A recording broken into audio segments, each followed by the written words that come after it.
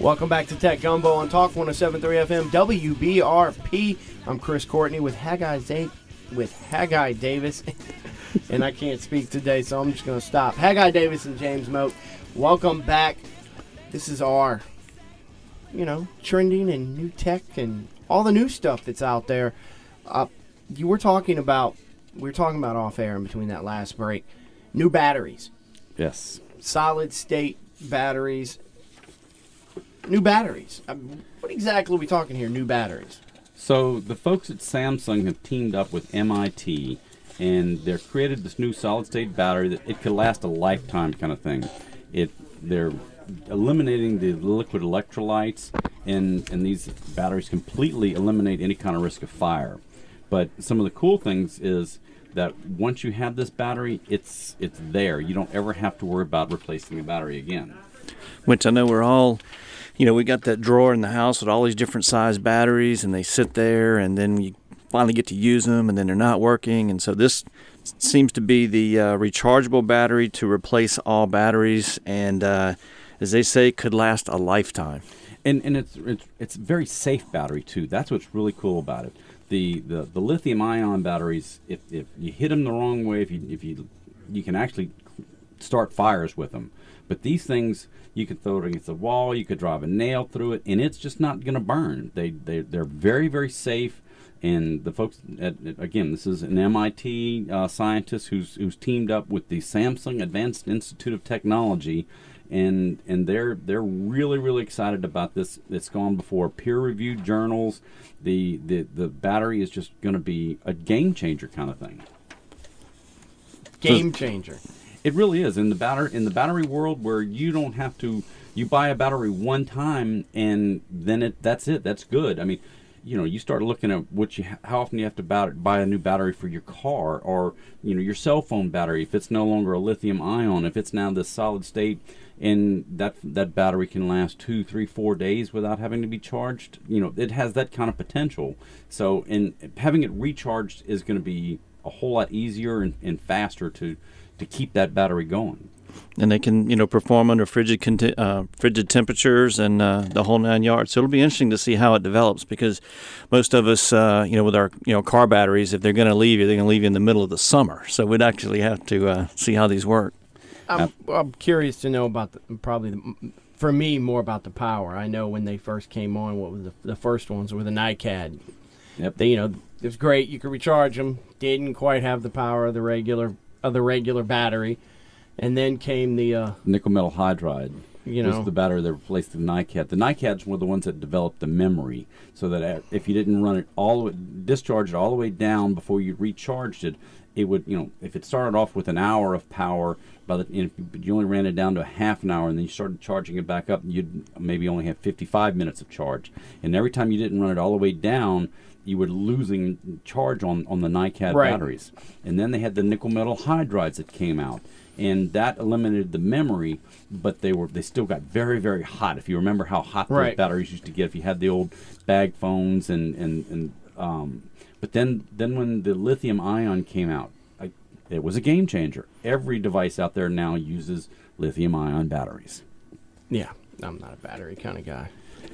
But most of the batteries that I use would be for especially rechargeable, not counting my cell phone, would be for a cordless drill or something along those lines, using around like that. And I know that right now it's cheaper to go buy a brand new cordless drill than it is to replace the battery for your cordless drill if the battery goes out or doesn't hold a charge anymore. And there are a few tricks. You can short the battery. You can go ahead and hit positive, negative, and short it with a piece of wire, and it'll run a little bit longer. But over time they just don't hold the charge anymore. And anybody who works with home in the home, drilling or using it as a screwdriver, power cord, or whatever, understands that after about 6 months to a year, the battery's gone, and it's just cheaper to go out and buy a brand new bundle than it is to go out and buy a $9,500 battery. And that's what they're saying. They're going to replace all of that stuff. All right. I noticed this.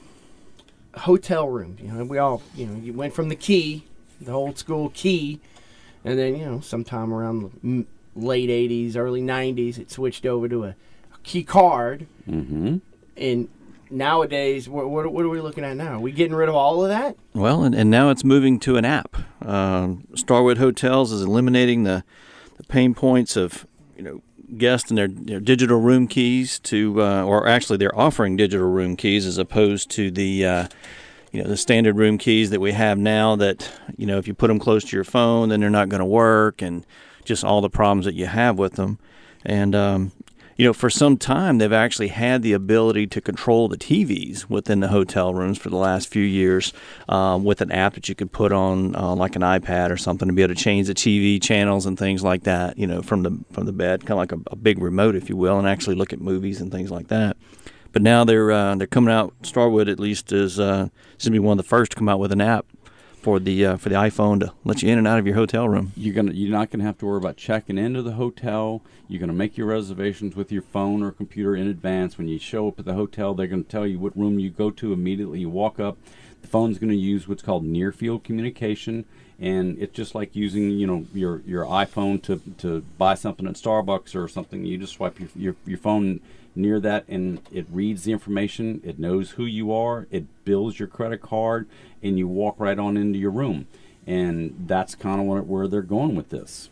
Getting away from keys, getting away from swipe cards, and getting away from long lines of checking in at a hotel. How many times you've gone to a big hotel somewhere and you're 33 people deep waiting to get checked in? And even now with a lot of the hotels, I know the Hilton properties and some of the others, they'll actually send you an email a couple of days ahead of time that says, hey, you can go ahead and check in.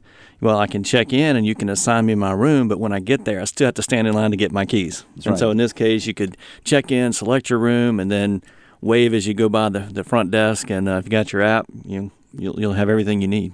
Everybody out there is talking cars this, cars that. I saw something the other day. Apple may be getting into the self-driving car business. They don't want to get left behind. Google they're long jumped into the driverless cars. Yeah, but doesn't a Google car get in an accident at least once a week in this country? No, not at all. There's only been 11 accidents with Google cars in the past 2 years. They've got over 1 million miles of total drive, and every time the Google car has been in an accident, they were stopped and somebody ran into the back of them. So that's the cool thing, about the driverless cars. Right now, the only time they're in accidents is when they're parked somewhere and somebody hits them. But Apple's trying to get into that same game now. They want to, they don't want to get left behind. They need that operating system. They're a software company and a hardware company. Well, now their hardware is just going to be a little bit bigger than their typical iPads kind of thing. It can be big enough for everybody to sit in and drive around. And they're actually so secretive about the project, but yet, we found information about it on the internet, and if it's on the internet, it's got to be true. They're so secretive about it that they're not even having their employees work on the main campus. They've instead, leased a building about 4 miles from its Sunnyvale campus just from to work on this project called Project Titan, and which is their Apple cars. That's right. And so, it's going to be cool. I mean, everybody's getting into the driverless cars. Even the big manufacturers, the Fords, the Chryslers, and Chevrolets, they're teaming up and got different ideas of how to. The driverless cars are coming. Well, from my understanding, talking with some people from Lincoln already has a self-driving car, like complete, close to 20,000 miles logged on. It's already legal in at least four states now. Well, they're still in testing, from my understanding, and basically the engineers take them home, and that's their testing so far. After they've proven that it was going to handle what it could handle, they usually take them home and bring them back. So from the test facility in Michigan to their houses, a lot of Lincolns have been self-driving, which I can understand. You get in a car today, especially the new ones. You have sensors on the front that'll keep you at a total distance from behind. It won't let you get close enough. They have sensors in on mirrors and on the side of the car. It'll keep you in the lines. We've already got cruise control. I'll just be happy to sit there in the car seat and I can play, get on Wi-Fi and be doing whatever I need to do while the car drives me to wherever I'm going. I don't need to be driving anymore. I've done enough of that in my life. I'm just ready to be chauffeured around by whatever self-driving car there is out there. And you go out to dinner with your wife on Saturday night. If you happen to have a couple glasses of wine, well, the car can drive you home. Absolutely. Just sure it can. Okay, want to remind everybody, go to our Facebook page, facebook.com/GulfSouthTech. Put in the keyword vision. You heard Phil Sorgen. He said vision several times in his interview in segment 3, and that's what Microsoft's long-term goal is. It's they've got vision of where they're going, and it was great to hear from him, and real excited. Absolutely. All right. Well, there you have it. That's our Tech Gumbo for this week. We got great stuff coming up for you next week, and we're going to get with you same time, same channel right here, Tech Gumbo on Talk 107.3 FM WBRP.